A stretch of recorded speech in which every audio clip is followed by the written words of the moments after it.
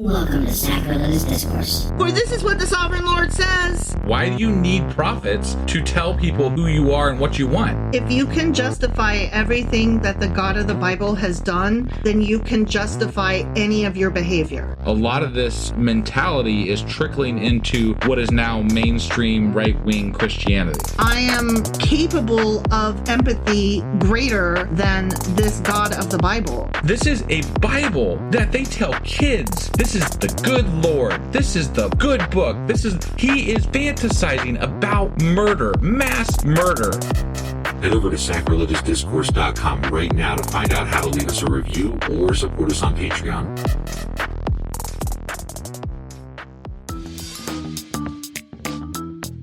Hey there, sinners and saints. It's your favorite Bible-bashing duo from Sacrilegious Discourse, and we need your help. That's right, folks. We're raising funds for some heavenly equipment and a studio that doesn't sound like it's in the depths of hell. Our current setup, let's just say it's more apocalypse than audiophile. So if you want to hear us dissect the Bible without the background noise of demonic squirrels, chip in a few bucks. We're aiming for $5,000 to upgrade our audio and build a studio worthy of blasphemous banter. Donate today and help us spread the good word of atheism. You can find a link right on our homepage, sacrilegiousdiscourse.com. Every dollar counts. Even if it's from your collection plate. Husband! Wife! Do you know what we're doing today? Well, we are doing, I think, the second episode of, what are we in now? Nahum. Nahum. That's right.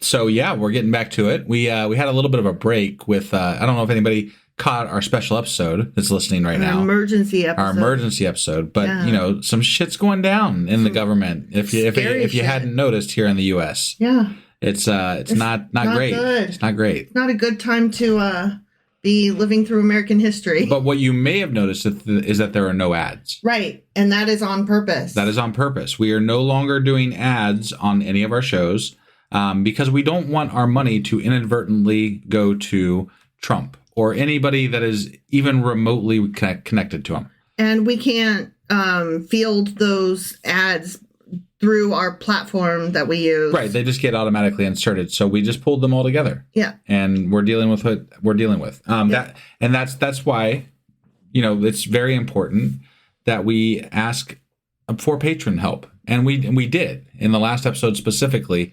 And we've had a really, really great response, but we do need more to make up the difference. But we do have a shout out to do today. We do? Yes, we do. Oh my gosh. We want to send a big thank you to Bill C. Bill C. Yeah. Bill C donated on our Patreon platform, became a sustaining member for us. Aw, thank you, Bill. And it is so much. I mean, obviously, we just explained why. We just lost all of our advertising revenue. Mm-hmm. And we need to make it up somehow because as it was, we were just kind of breaking even. So we're actually reinvesting some of our own money right now to keep this thing going. And we could really use your help. And Bill, thank you so much for your contribution. We really appreciate it. It means the world to us that you care enough and are able to support us and chose to. So thank you. Anybody that has talked to us, you know, on a regular basis knows that we don't demand that you keep doing this ever. It's not like it's if you can help, then we appreciate it. But if you can't help, we still appreciate you. And moreover, if you can't help but want to come hang out with us, whether you can help or not and want to come hang out with us, come visit us for our lives in Discord on Tuesdays at 10 p.m. Eastern. Yes. And it doesn't matter if you financially support us or not. It's a great crowd. It really is. So if you are wishing that you could donate but can't, but wish you could support us some other way, come hang out with us, man. Yeah, or just share a post on your social media feed. Yeah. That helps too. True. That is true. But Bill, thank you again for your donation. It means the world. Thank you so much, Bill. All right. That being said, are you ready to get into Nahum chapter 2? Fuck yeah, I am. All right. Let's do this. Okie dokie.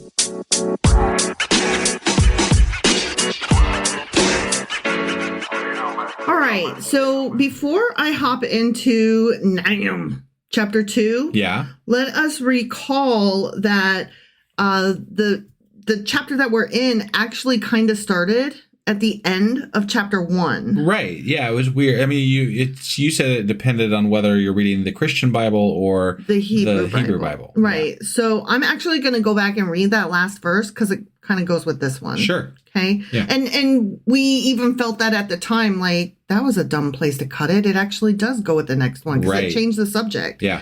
So here we go. This is the end of chapter 1, okay? Uh-huh. Look, there on the mountains, the feet of one who brings good news, who proclaims peace. Celebrate your festivals, Judah, and fulfill your vows. No more will the wicked invade you. They will be completely destroyed. Oh, okay. Anyways, chapter 2. But I like how it's just the feet. Like, because God's, like, so large. Apparently, it's just, like, his feet coming down through the crowd. Or through the clouds, I mean. Yeah. And it's just standing there on the mountain. Like, look, it's feet. It makes me think of the monkeys. Hey, hey, we're the monkeys. Like, okay, at the beginning when they're walking funny and they're like, here we come walking down the street. You get the funniest looks from everyone you meet. You know, because their feet are like crossing over each other.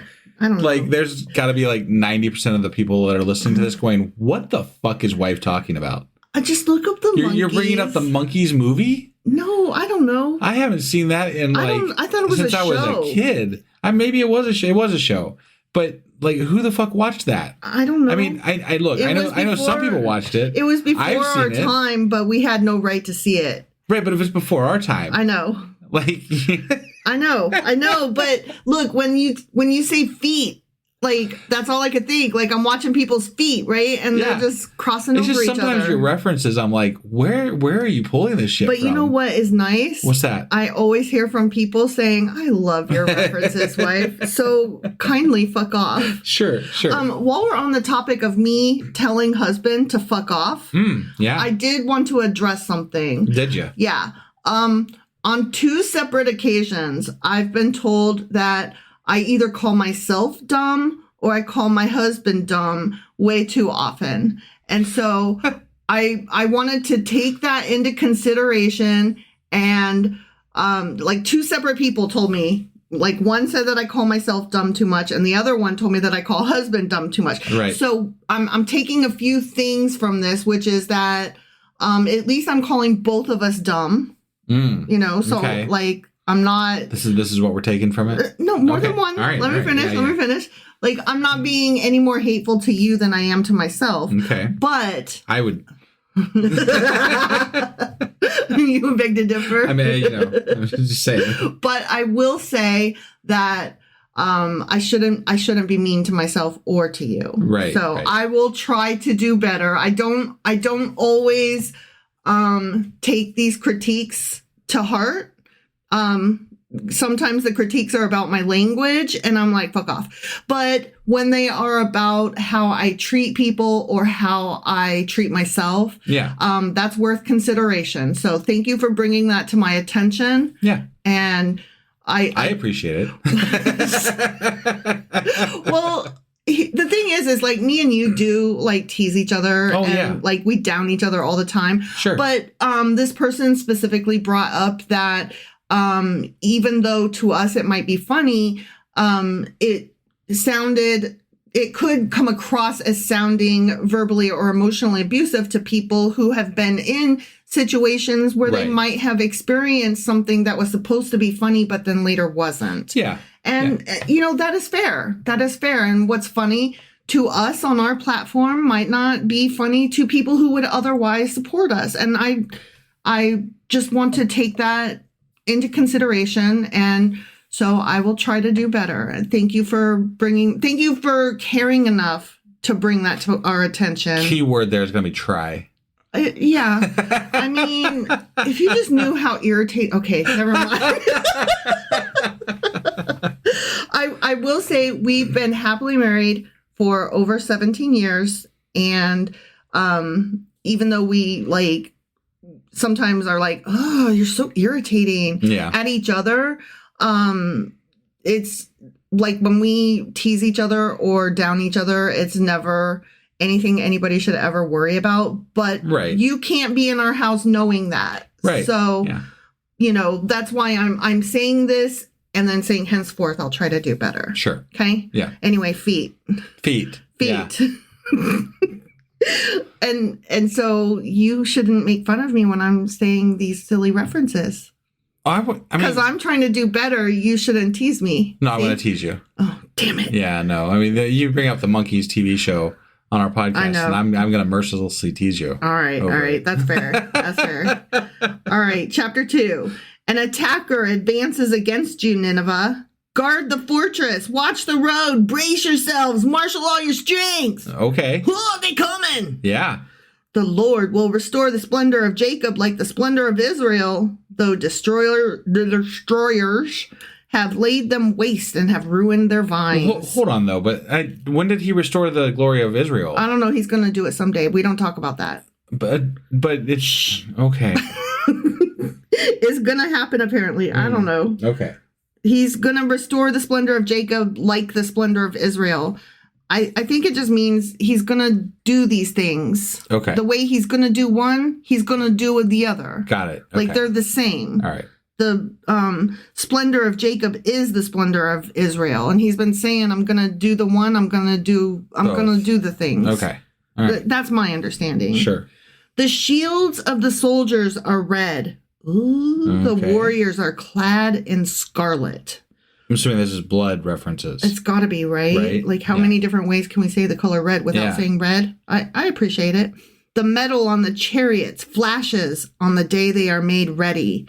The spears of juniper are brandished. This is interesting words. You know, I it's appreciate really the poetry in that. Yeah. This is supposed to be one of the most poetic war things out there. Okay. And I can see that. Yeah. The chariots storm through the streets, rushing back and forth through the squares. They look like flaming torches. They dart about like lightning. Nineveh summons her picked troops, yet they stumble on their way. They dash to the city wall. The protective shield is put in place. The river gates are thrown open, and the palace collapses. It is decreed that Nineveh be exiled and carried away. Her female slaves moan like doves and beat on their breasts. Nineveh is like a pool whose water is draining away. Stop, stop, they cry, but no one turns back. Yeah. Plunder the silver, plunder the gold. The supply is endless, the wealth from all its treasures. She is pillaged, plundered, stripped. Hearts melt, knees give way, bodies tremble, every face grows pale. Wow. That's quite the imagery there. Yeah, that was really good imagery. Yeah. You know, I'm one to criticize, and so I also want to be fair. When something is well written, that was well written. Yeah. I appreciate that. Yeah. And these are like ancient people writing this shit. Right. No, I got it. I'm gonna give some credit where it's due there. That was pretty good. It really was. Where now is the lion's den, the place where they fed their young, where the lion and lioness went, and the cubs with nothing to fear. The lion killed enough for his cubs and strangled the prey for his mate, filling his lairs with the kill and his dens with the prey. That imagery goes to the fact that the Assyrians, their like mascot or whatever was the lion. And so he's like, where your lions now, yo? Y'all ain't like lions now. Y'all get stomped. This is the Babylonians going in to destroy Nineveh. The Assyrian takeover of the northern Israel tribes, right? Nineveh is being ransacked. Right, but it's by the Babylonians, I think. I believe. I could be wrong too, but I'm pretty sure that's what's happening. I have one verse left here. Yeah. And then I'll go check and see if I can find that real quick in my notes. Okay. But this verse is, I believe, again, part of the next chapter. Okay. I am against you, declares the Lord Almighty. I will burn up your chariots in smoke, and the sword will devour your young lions. I will leave you no prey on the earth. The voices of your messengers will no longer be heard. The end. Wow. Anytime he says, I will burn you, all I could think of is in the Benedict Cumberbatch Sherlock Holmes Yeah. When Moriarty's walking out of the pool and he says, "I'll burn you." That is a good line, yeah. I mean, that was the best. Right. And just, I looked it up too just to see. I didn't want to have to wait too long in case we couldn't find it. But it is the Babylonians that are invading Nineveh, basically. So that is what's happening, which I thought, because we're talking about the time frame is in that right time frame for where the Babylonians started making their presence known after the Assyrians made their presence known, hundreds of years prior. Right. So that was where we were leaving off in the last chapter, and so I figure that's where we must have been there. Yep. So God is taking somebody else that's not part of his group and making him do the work for him. He's using a tool to tool the other tool. Yeah. Right? Like, why can't we? And again, I think I commented on this in the last chapter, but why can't we just call this war? It's fucking war. Yeah. Like that's what's happening right now. Yeah. But also, the city was so ransacked that even several generations later, they were not able to find a single bit of gold or silver in any of the findings of the ruins in Nineveh. Okay. So, like that part where it said, "Plunder the gold, plunder the silver," like that. So it was very plundered. It was fucking plundered. If something was ever plundered, Nineveh was the most plundered. Most plundered. Of any city ever. Got it. Yeah, I'll put that as a marker note on the map, on Google Maps, like most plundered. They didn't even have spoons left. No spoons? All their spoons, their candlesticks, they were all gone.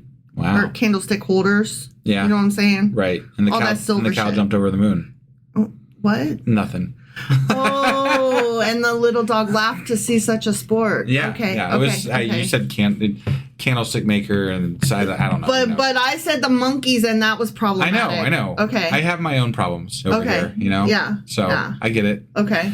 You got anything else to go over with this chapter? Nah, that was it, man. Okay. Well, it was a pretty well written chapter, actually. I got no complaints about it, really. No, I mean, as chapters in the book go for minor prophets. Like, I hate that God is such a dick.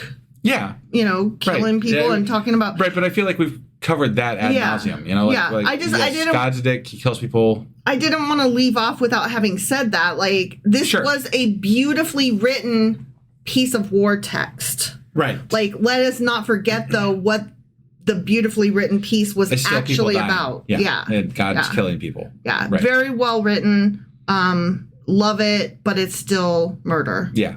Of thousands. God murder. Yeah. So, God approved. All right. Well, that was Nahum Chapter 2, which means that tomorrow or soon we will be back with... Nahum Chapter 3. All right. We'll see you then. Nahum.